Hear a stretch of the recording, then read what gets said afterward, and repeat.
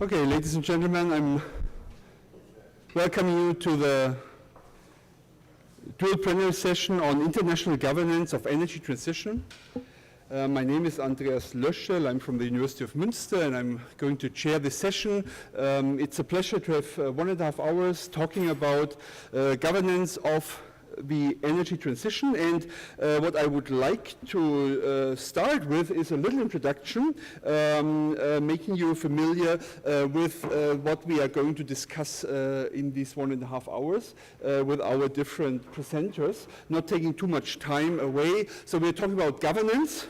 And governance is a relatively broad concept, so it embraces different forms of regulation, coordination, and guiding of public, but as well private actors with different governmental actions. We know traditionally hierarchically organized state regulation, but there are a wide range of control mechanisms from top-down instruments to broader participatory instruments. If you think about, for example, the EU, you can find very different governance configurations with very different own characteristics, strengths and weaknesses in the EU case. So the European climate and energy policy is indeed highly varied with different mechanisms.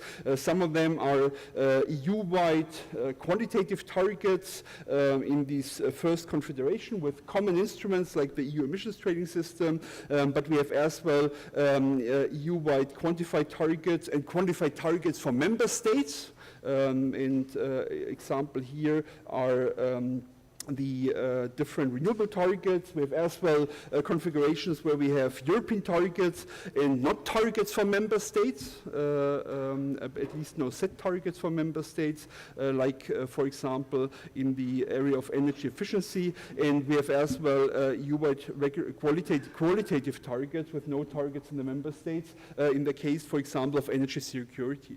So there are very different governance configurations, and there is as well different approaches to governance regulation. So the governance regulation, of course, is important because this targets towards systems for monitoring the achievements of these different targets, and we will later see that the EU, for example, has set up an own governance regulatory system in order to make sure that 2030 targets of these different form are in fact achieved with different reporting obligations by the member states. And also the member states, they have different obligations or monitoring systems in place. I'm involved in the German monitoring of the energy transition together with some experts. Georg Erdmann might be around, but as well other colleagues from Germany, where we are looking at the different targets the German government has set up and analyze to what extent actually these targets are achieved or are not achieved, and how the different instruments that are applied are helping to achieve these targets. We are working with very simple traffic light systems to explain as well these developments to the broader public and to the policy makers. So in this session today, we are going to look not only on the European example, but we are going to broaden this perspective on the international governance of energy transition, understanding that approaches are very different in different regions, in different states. And I'm very happy that we are having here 3 excellent plenary speakers that are going to bring these different dimensions to the floor. We are starting with a presentation by Frank Jotzo from the Australian National University's Crawford School of Public Policy. Frank is directing there the Center for Climate and Energy Policy. He's an IPCC lead author and a co-director of the German-Australian Energy Transition Hub. He's going to talk about the broader picture, the Paris Agreement, and the government of long-term emission development strategies and what it's needed. We are then having one speaker that is very familiar with the EU regulation, much more than I am, Georg Zachmann from Bruegel, who's a senior fellow there and heading their climate and energy research. He's going to introduce to us the current discussions on energy and climate targets in Europe, and we will have as well the industry perspective with Maria Cecilia from Enaga. She's director there, and she's going to bring in the perspective on necessary investment frameworks needed to do the energy transition and making these things work from an industrial perspective. So that's the program for this plenary session. We have 1.5 hours. I asked the speakers to present for 20 minutes, so we have at the end about 30 minutes question and answers. So get your questions ready, and we are going to start with Frank. Okay. I might even be able to do that.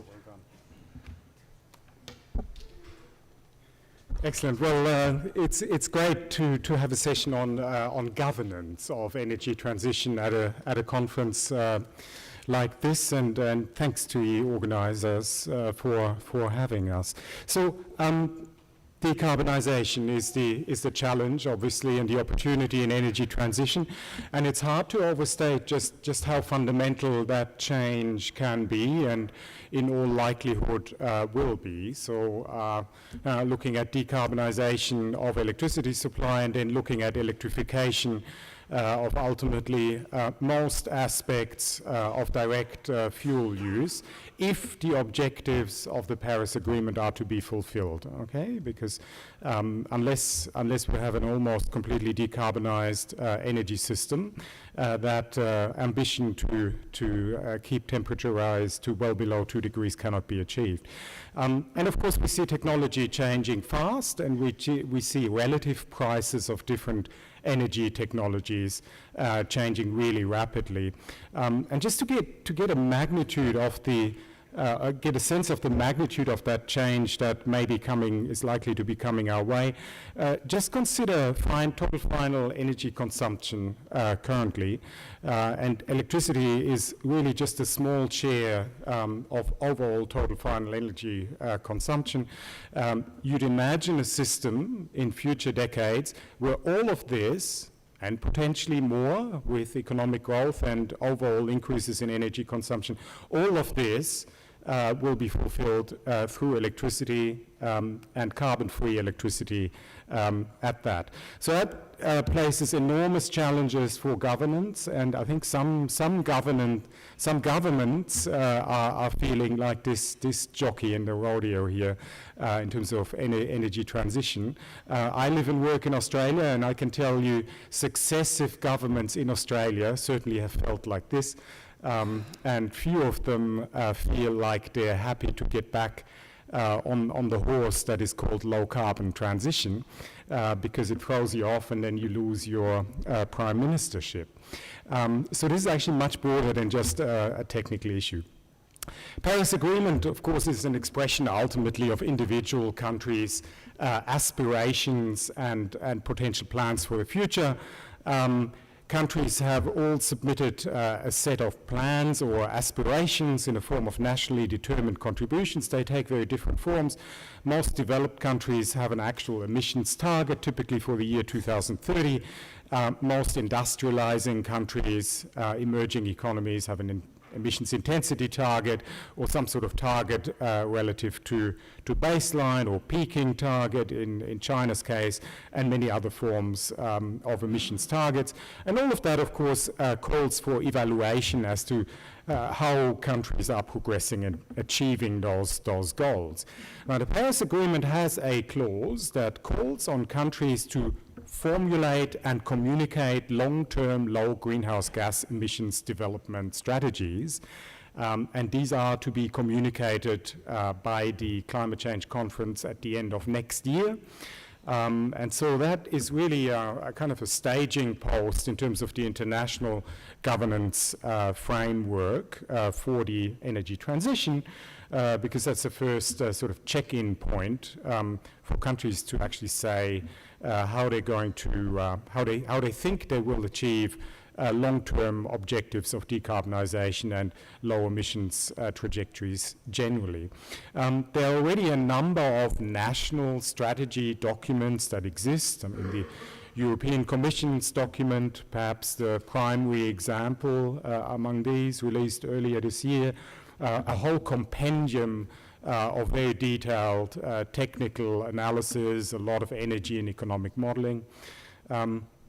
Not very widely known, such a similar document also exists for the United States, unsurprisingly prepared under the Obama administration, of course. Related to that also the work, of course, of the German so-called Coal Commission, and I'll come back to that a little later. We will expect that many more countries will be preparing documents along those lines in the months and probably years to come.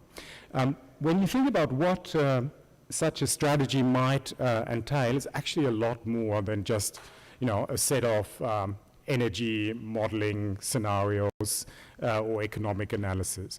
If you want to do that well, and if you want these kinds of analysis to fulfill their purpose in truly informing government policy settings and informing business investment decisions, then they have to be much more integrated into mainstream policy making, and even broader than that, mainstream societal decision making. So if you're interested to delve into that, the World Resources Institute has provided some really useful thinking along those lines.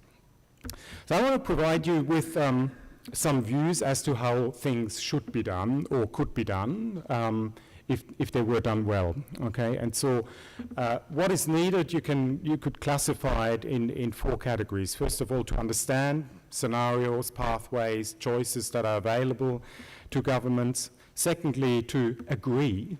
Okay, just identifying the strategy is still in many cases a long way from that being a position that is actually accepted within a society and an economy. So that then goes into questions of institutional structure and also processes.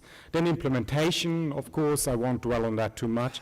And then assessment, monitoring and scrutiny, the kinds of issues that Andreas already touched on in his introduction.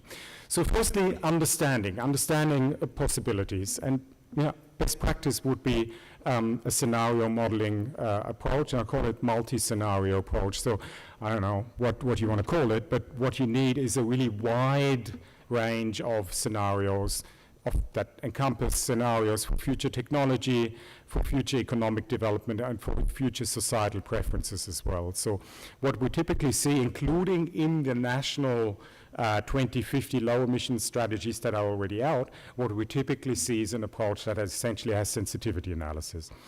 High, low, right? High tech costs, low tech costs, high fuel costs, low fuel costs, and that really doesn't cut the mustard to the extent that we need it for these long-term visioning analysis. What we typically see is a very strong element of present bias and narrowness in the projections.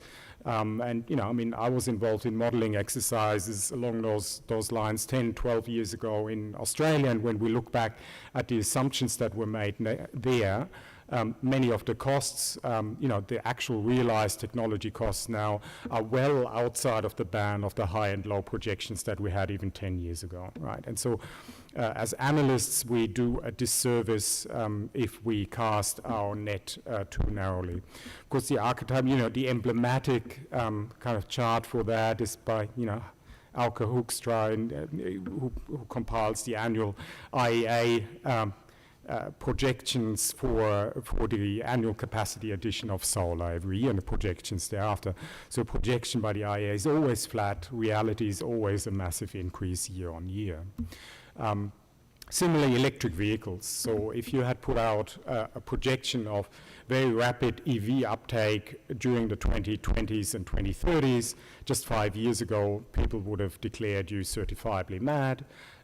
This is now what most analysts on transport issues would tell you is likely to happen. And so we need to bring in a sense of what might possibly happen, not as a prediction or projection, but as an illustration of what is possible.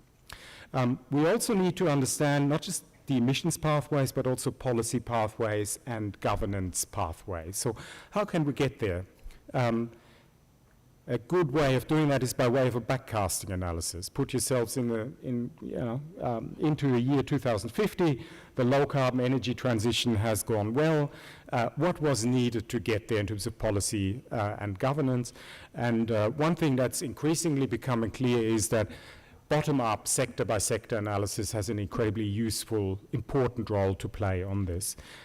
The upcoming IPCC assessment report, the 6th assessment report, for the first time will have a chapter that will be largely dedicated to national-level, sector-level bottom-up approaches and the review of those.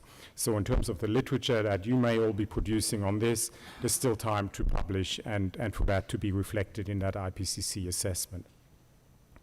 Understanding options and choices. So where are the pressure points, including for social change, changes in relative energy prices, changes in the regional distribution of where industries are. This is very much an issue in the shift away from coal.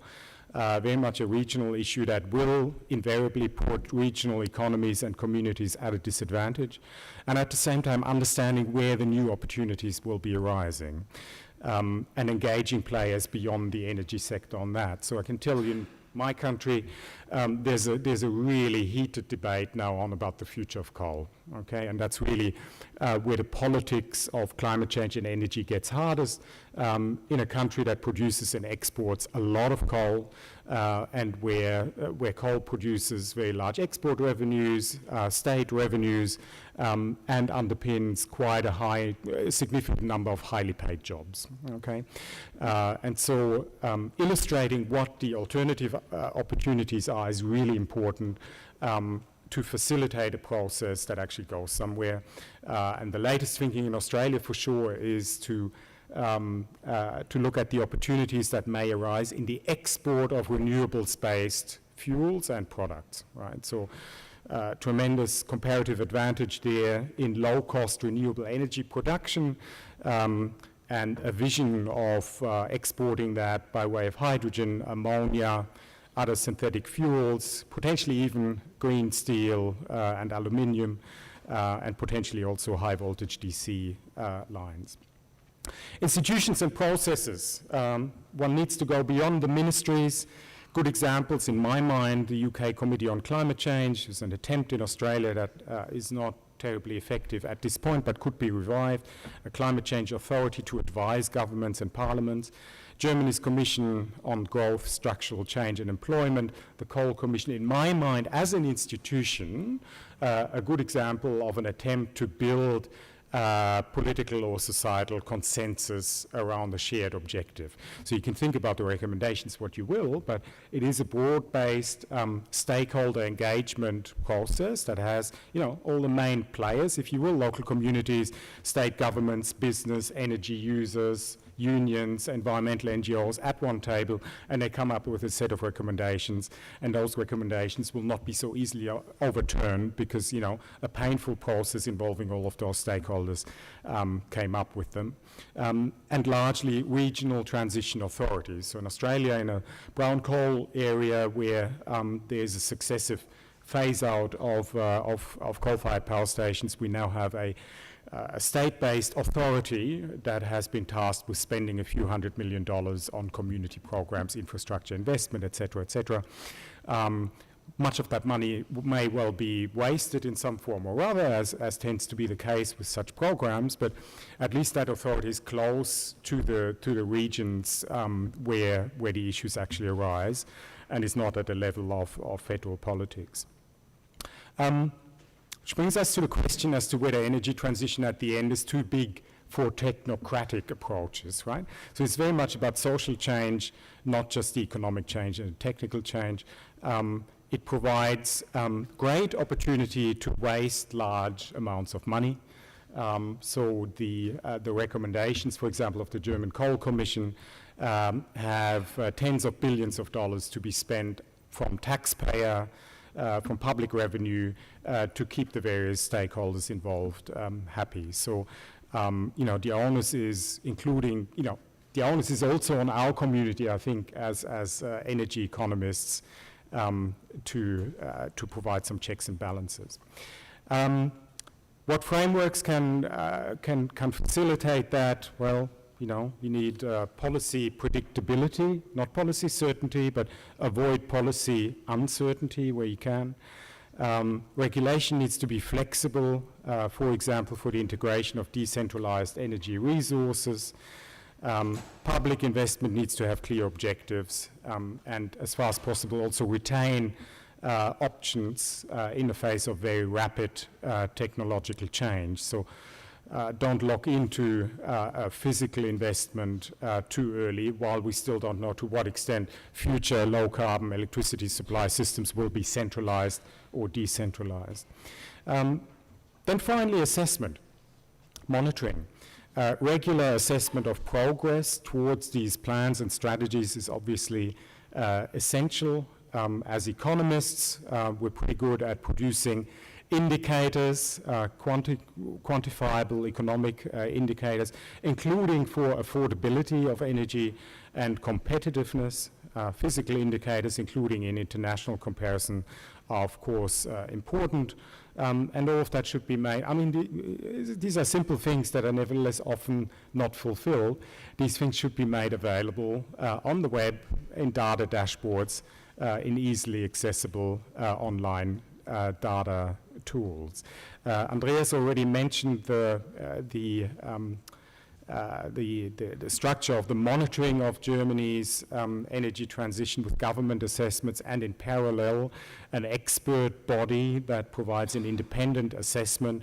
Also a variety of think tanks, of course, engaged in monitoring what happens there. And perhaps in many ways that could be a model for how this could be done internationally. It is important to have a critical assessment and an independent assessment, not just of progress, but also to put the warning lights on in terms of where countries may be going backwards, including on energy costs. What are the economic impacts? What are the distributional impacts of these massive changes that we're seeing in energy systems, and how is the political cast dealing with the vested interests that are at play? We heard yesterday in the opening session that the United States of America may be turning, or will likely be turning, into a net energy exporter. And if you follow the positions that different countries take on climate change policy, low carbon policy, then you will usually see a very pronounced difference between net fossil fuel exporters and net fossil fuel importers. Right? So the net fossil fuel importer as a country, if you see the country as a unit of decision making, has a clear interest in getting away from fossil fuel dependence, and thereby embracing a low carbon agenda. The fossil fuel exporter usually has a very strong set of incumbent economic and business interests that stand in the way of that transition. And that's the kind of interplay with the policy process that can easily lead to very adverse outcomes and to delay and obfuscation, and that's precisely what we see in the country that I work in at the moment. So as energy economists, I think there's a fairly important role for us to provide that impartial analysis on things like the efficiency of investment and energy systems, on consumer costs, on public expenditure, that may be made, and the onus is on us to also bring that into the public debate and into policy debates where we can, beyond just the normal avenues of academic publishing. And finally, I would like to close with an argument in favor of any kind of move that can be made towards a common framework for assessment of national energy transition. So elements of assessment including in terms of energy economics, that can be applied in different countries and that use a common baseline and common set of indicators. Thank you very much.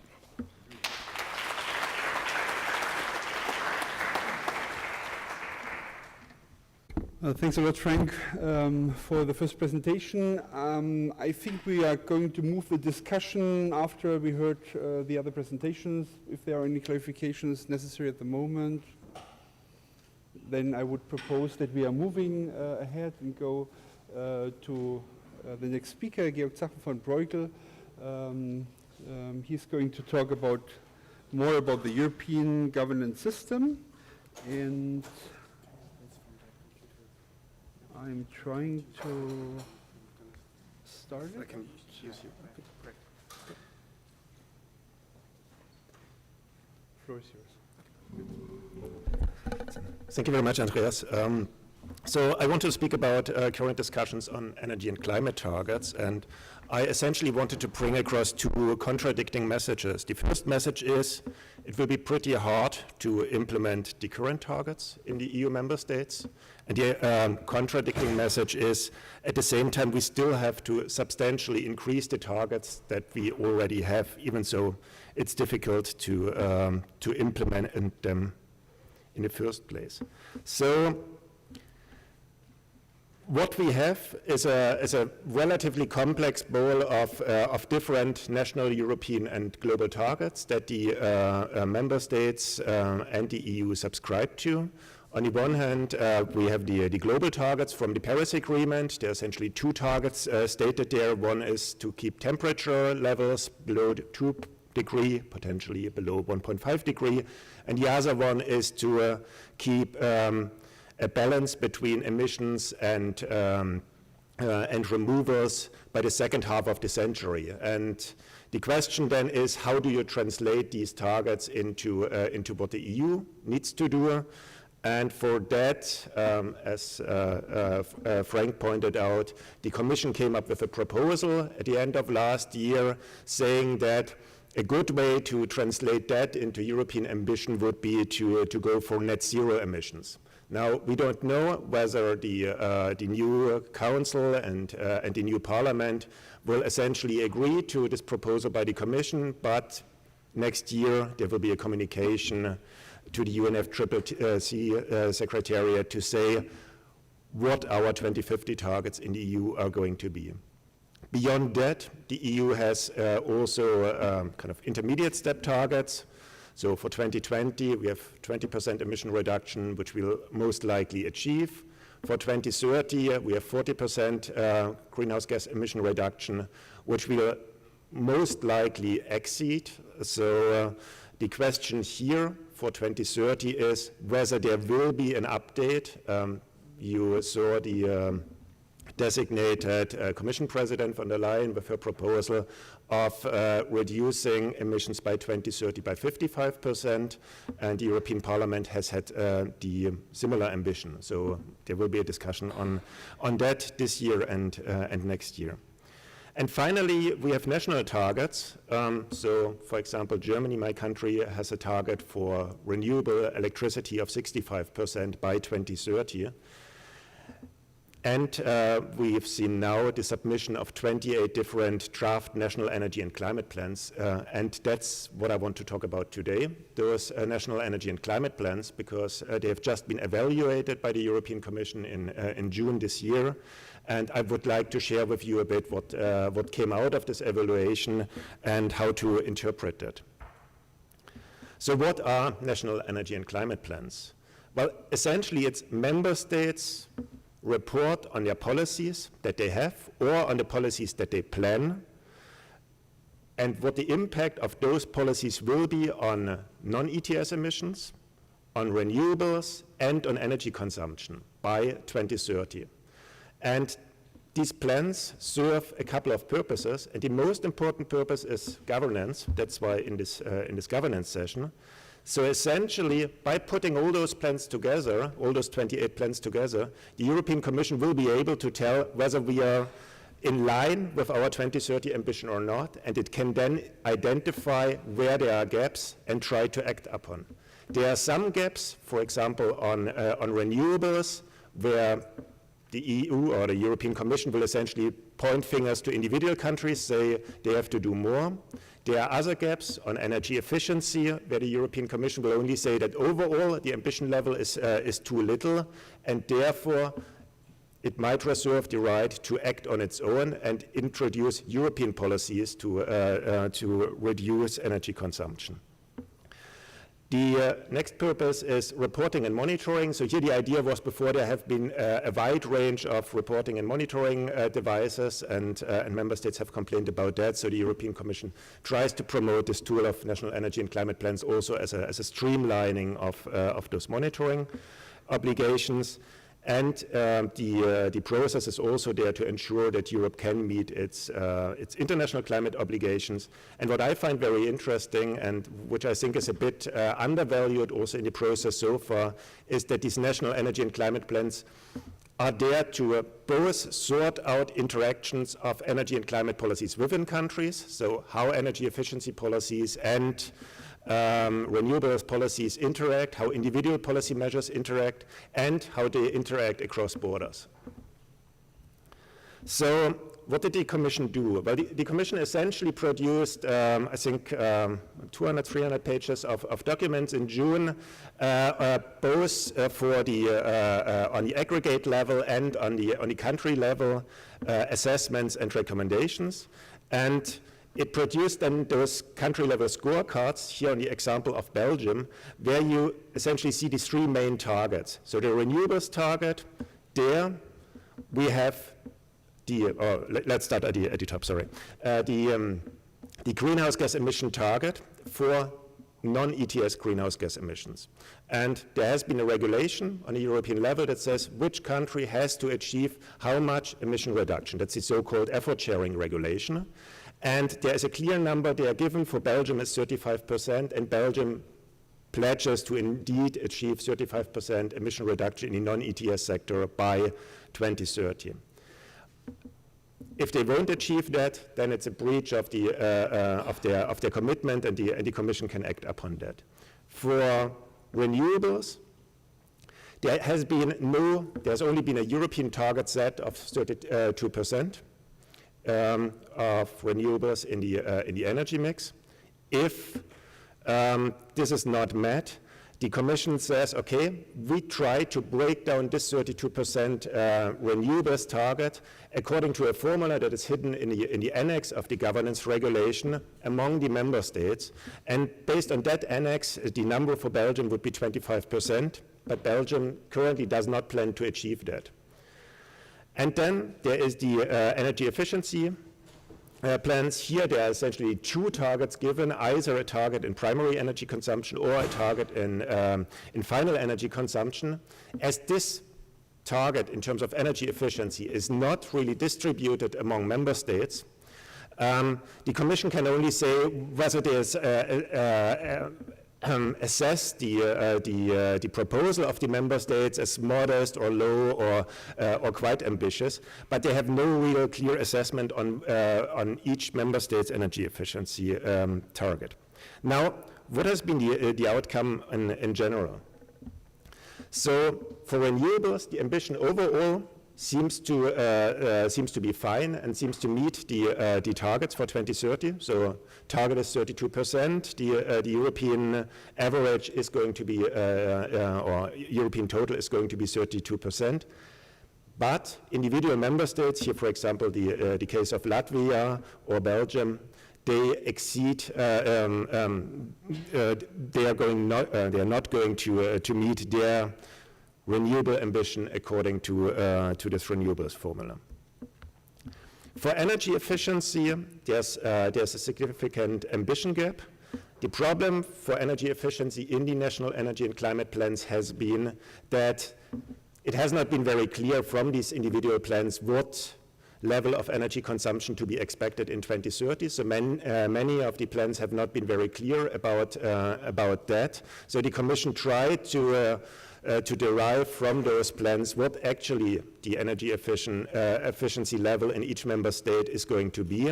And they came up with ranges, and they said even at the top range, you're not going to meet the target. So member states will need to step up ambition either in the final national energy and climate plans or in the implementation of them. And then finally for non-ETS emission reductions, here again the picture is very different between member states. And overall, the target of 30% reduction in non-ETS emissions is not going to be met with current plans, so member states will have to increase. So, what are these three questions that I would put to the national energy and climate plans? It will be essentially: is it enough? Is it realistic? And does it fit together? And here, what I bring to you is the electricity sector developments in three important European countries. And what you see here is that the development in the past has been quite different. So you see, for example, Poland has been steadily decarbonizing, but at a lower pace than foreseen by the Commission. So it's moving slowly from coal to more renewables, and the plan is also to move to more renewables, but less than what the European modeling would have foreseen for Poland to be an optimal pathway. Germany has shown a significant pace in the past, but that was mainly about denuclearization. And now in the second phase, essentially from 2015 to 2030, the pathway is then to also reduce the share of fossil fuel and coal in the fuel mix of Germany. And finally, France in the past has barely moved its fuel mix. It has a high share of nuclear anyway, and has quite a substantial ambition for the next phase to move to more renewables and essentially phase out fossil fuels. So with these three countries, you can already point for which country the question, is it enough, is it realistic, and does it fit together, would be most relevant. Now, to come to the discussion. Now, we are going to discuss 55% this year and next year. So will Europe be able by 2030 to reduce emissions by 55%, while the current plan is 40%, and it still seems difficult to achieve? And to go there, governance will be essential, because the European Commission cannot really act on its own. It's important that the member states act, and it needs to make the member states act. So there is a big risk, and it's a very fine line to be drawn, how to avoid the decoupling of ambition and policies. Because if we at some point become non-credible with our ambition, it will be very difficult to get people to believe into our future plans. And for that, the national energy and climate plans will be essentially having three questions to answer. Are they ambitious enough? Are the plans of good quality? Are they well coordinated among each other? And are they going to be largely implemented? And with the current national energy and climate plan drafts that we have seen, I would say they are not ambitious enough. So what we have seen is below the level of ambition even for the 2030 targets. The quality in the assessment of the European Commission has been extremely mixed. So for many of the national energy and climate plans, it has been quite unclear how the linkage between the policy measures and the stated impacts in terms of targets has been derived by the member states. They have not been very well coordinated among each other, so I've seen very few exercises of member states talking to each other and saying, okay, I'm planning to export electricity by 2030, are you going to buy my electricity, or I'm going to need flexibility in those hours. So coordination has been lacking, and is something that needs to come in the next stage. And in terms of implementation, we also have seen in the past that implementation of existing plan has been held back. So, like Frank, I'm going to conclude a bit with the role of energy economists in this game. And here I would argue what is important for the national energy and climate plans to become a success is we need much better impact assessments on national policy measures. We do understand too little ex ante and ex post what individual policy measures essentially achieved in terms of targets achievement. We need to much better understand and indicate to policymakers what are the benefits of cross-border cooperation, because I don't see how individual member states are going to do that alone. And in the new governance framework, there is essentially a missing piece, which is about how to make sure that the different pieces of Europe work together for decarbonization. It's now a framework that is much more like every member state has its own targets, essentially, and there is a lack of coordination, and we need to reintroduce that into the system. We need to better understand policy interactions. That hasn't been done very well so far. And as Frank also pointed out, we need indicators for meaningful comparison in a continent with, or in a union with 28 member states. We need to be able to compare the effort of different parts and how successful they are. And I'll keep it at that. Thank you very much.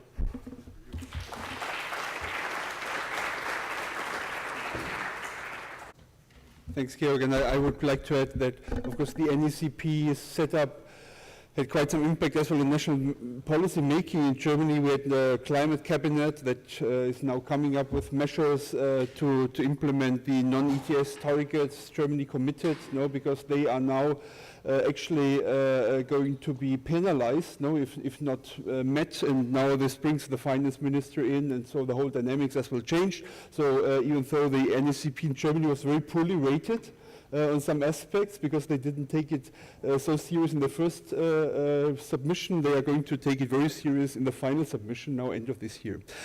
So thanks a lot for this presentation, and I try to move now to the last presentation by Maria Cecilia. I already introduced you, Director for Strategy with Energas. So Thank you very much. Thank you. It is a pleasure for me to be here, and I hope to provide in the next 15 to 20 minutes, not really an academic perspective, but rather a business perspective of why we are not on track on investments in green energy to meet our climate change goals. This is a relevant question because we all know that the next decade will be crucial if we want to meet our climate goals, as the economy will have to undergo a radical transformation. According to the Iaee, data on green investment has stalled in recent years. We are not at the level that required to meet even the sustainable development scenario, which is not well below 2 degrees, it's just 2 degrees centigrade. And there is a reason for that. Basically, companies are very simple. It's not as policy or academia. Companies respond to just one thing, to yields, to returns. And my view is that returns have been squeezed, or not. Returns on green investment are not enough across the industry. There are fair concerns that about the ability of markets to deliver the adequate level of low carbon investment. And governments have been, for the last years, focusing on lowering the risk, the market risk for investments, which is good. But my personal view is that we cannot lower or make risk disappear in blue air. Risk can be shifted. And of course, investors and financiers will love somebody else to take the risk, the market risk, such as consumer or taxpayers. But this is something different from taking the risk away from the total cost equation. While at the same time, with low market risk, there are low returns in the industry, but greater uncertainty about policy, because, as I said, companies respond to markets, respond to signals, respond to returns, but also respond to policy, and we do respond greatly to policy uncertainty. So my main point, perhaps, of this presentation is that perhaps governments should focus rather on fixing market failures or market shortcomings in fixing policy uncertainty, and that's something that is on the realm of governments. If we see what has been going on in recent years, the figures show that most investment in green technologies, or even most investment in the energy sector across the board, has been done under regulated schemes. Merchant projects, particularly for the power sector, are residual. According, again, to the Iaee investment energy report, in 2017, over 90% of power of overall investment in the energy sector, of the 42 trillion, 70% was done by state-owned enterprises or respond to full or partial revenue guarantee set up by governments. I still do think that, particularly for green technologies, where the cost of capital accounts, for example, in power generation, for up to 80–90% of the total cost of the electricity generated, that we need to lower the investment cost if we want to make the transition affordable. But that's something that is missing, perhaps, in the current climate policies, not in the narrative that the energy transition comes at a cost. It's rather presented as an opportunity, which is really welcome, because we need to build consensus and societal support for the very aggressive policies and investment that will be required. But I still miss the point that there is a cost. The investment cost has to be recovered by private companies, and there will be needed a fair return on that. If we go to the power sector, for example, as I mentioned, again, 90% of the investment was done by companies operating under fully regulated revenues or long-term contractual mechanisms that were supposed to manage the market risk or remove the market risk from private investors. And 40% of utility-scale renewable spending was in projects whose contractual remuneration was, again, set up by competitive auctions, government auctions, or also increasingly with PPAs or private power purchase agreements, corporate power purchases agreement, which sometimes are, for example, in the case of Spain, are going to be backed by the power system. As I said, all this has translated into very low margins in the renewables industry. The result of the auction in Portugal, recently announced beginning of August, with prices granted for new solar PV projects around, on average, 20 euros per megawatt hour.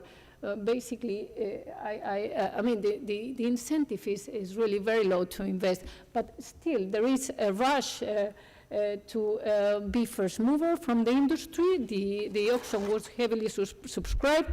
There are many reasons, perhaps, for the success in this regard of the auction, among which can be strategic behavior by developers, or perhaps that some projects were already, after a few years of stalled investment, were already there, and the development costs were just considered sunk, or those were brownfield projects. There are many reasons for that, but my point here is that with these returns, it's difficult to get to the level of investment that is required. I work for a fossil fuel company.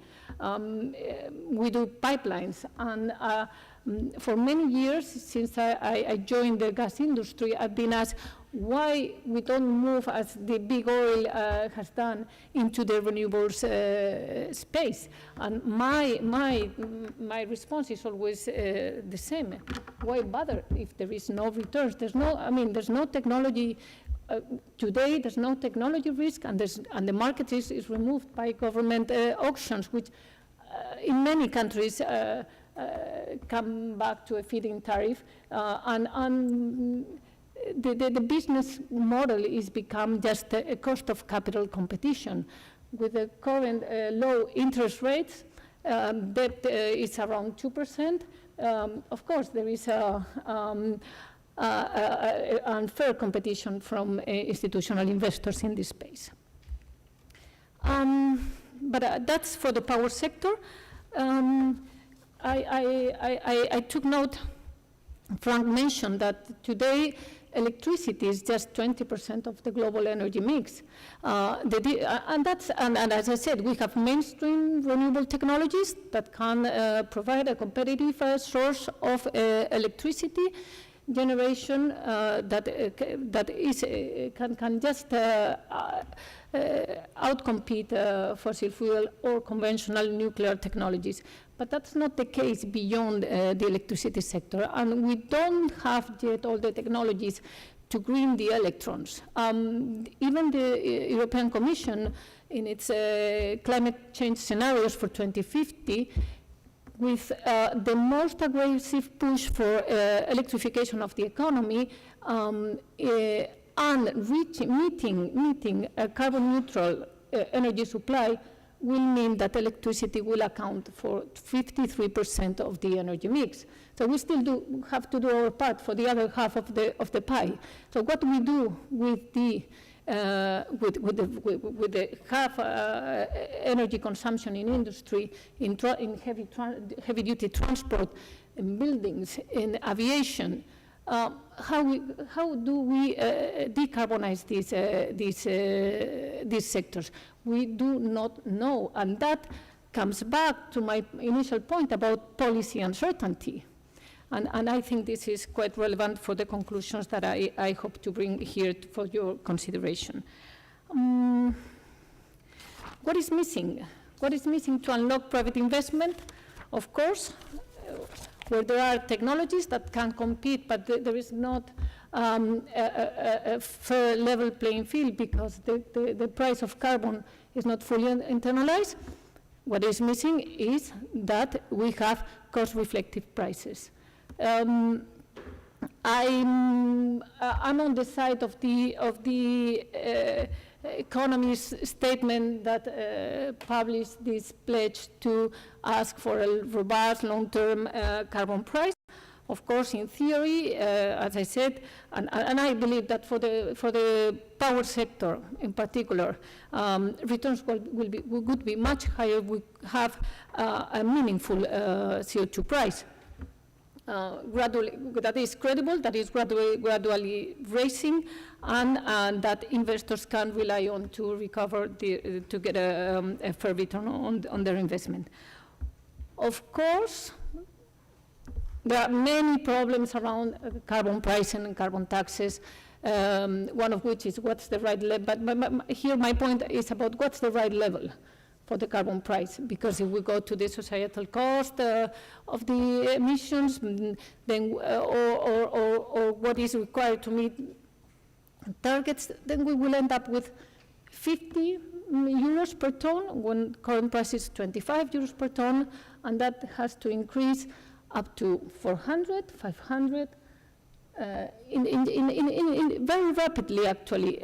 According to all analysis, and I can bring analysis, for example, for Spain, the required level of CO2 price to meet a 95% decarbonization strategy by 2050 will have to be 560 euros per ton.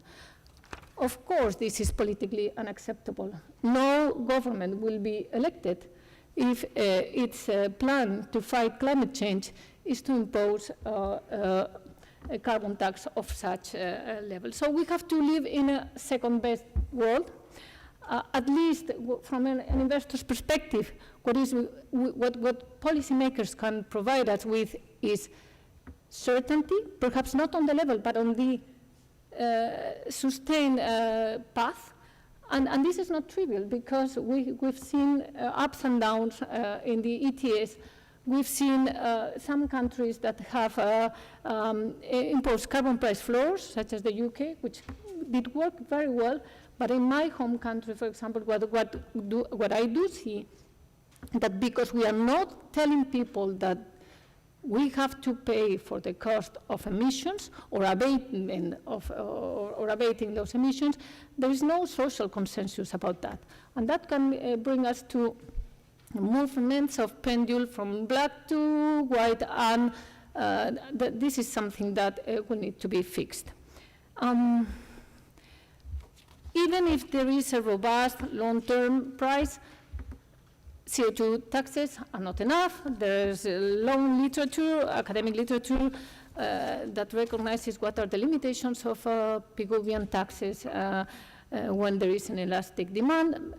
This is very relevant for those sectors that are non-electric and that are called hard-to-abate sector for a reason, which is industry, transport, and other sectors such as buildings and agriculture. Also, the social cost changes over time. Global damage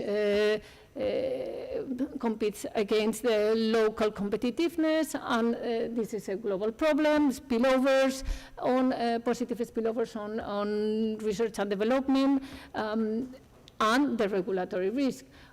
Of all these, the regulatory risk, the price certainty is something governments can try to fix. Again, my view is that governments should give more priority to the governance part, rather than blaming on markets that are not well functioning and trying to fix with providing direct subsidies, which in turn creates another distortions in the market. So for the hard-to-abate sectors, as I said, we need something more than a price signal. As I mentioned, we do not have yet ready the full area of green technologies needed to achieve a carbon neutral economy. It is also well known that the development of new technologies for these sectors, for industry in particular, generates positive spillovers that are neither fully captured by the original investor, and therefore in the presence of R&D externalities and reinforced by the carbon underpricing issue, there are very many reasons for government support for infant technologies. I just bring here an analysis from Ecofis or Navigant for the Consortium of Gas for Climate that basically calculates that promoting the development of renewable gases in Europe could save annually up to more than 200 billion euros in the in energy investment across all the system. And I think this is relevant for reasons mentioned, that we have to make the transition affordable. There is a third aspect as well. Not only the benefits of carbon abatement are global, similarly the positive spillovers or R&D are global. Again, government support will be required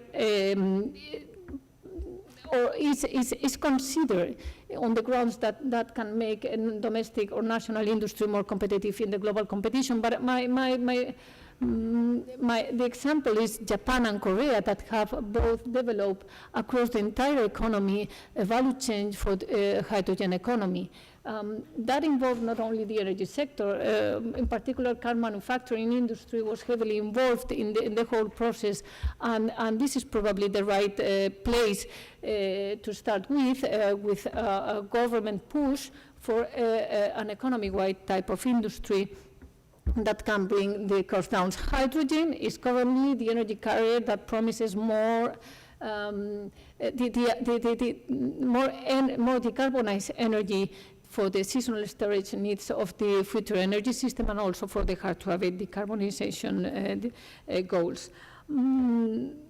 one thing that governments can do as well is to start with not only the production model, but with mandatory standards, for example, for blending into the natural gas system, which will have already an impact on emissions reductions, but also can help scale up hydrogen production and investment for companies such as Enagas that are working on this. Just to finish on a quick note on energy efficiency, because in all my modeling experience in different fora, both at the national government or international organizations, in all scenarios, or in my company's business plans, energy efficiency is, together with CCS, which I briefly mentioned, a key technology for meeting our climate goals. Basically, the biggest threat to the climate climate policy to fight temperature increase is the growth in energy demand, and we all know that this is the single largest contributor to meeting the objectives, and the cheapest fuel, and so on. I mean, this is the famous McKinsey curve where you have negative free lunches on the left-hand side of the curve. As economists, one of the key lessons is that if there was a free lunch, somebody would have also reaped that lunch. And conventional wisdom still think this is a paradox. There are many explanations for energy efficiency gap, but basically there are two things that I think are missing in the analysis. First is that we don't internalize the private discount rates when taking investment in energy efficiency. The upfront cost that you have to recover on lead time is 20, 60, 40, 60 years time. What is the private discount rate for this investment compared to all models that we use? I think that's a key shortcoming on this. But there is also mounting evidence that the engineering models that calculate the savings, the energy savings, are not really delivered by most investments in energy efficiency. So even taking into account for the rebound effect and also accounting for the broader societal benefits or energy efficiency investments, there are increasing evidence. There's a paper from the University of Chicago from Foley, Greenstone, and Wolfram that found that the average return on their U.S. assistance program was minus 7.8%. So again, why it's not happening at the scale necessary, the investment in energy efficiency, because there are no returns. And this is quite simple explanation. So to conclude,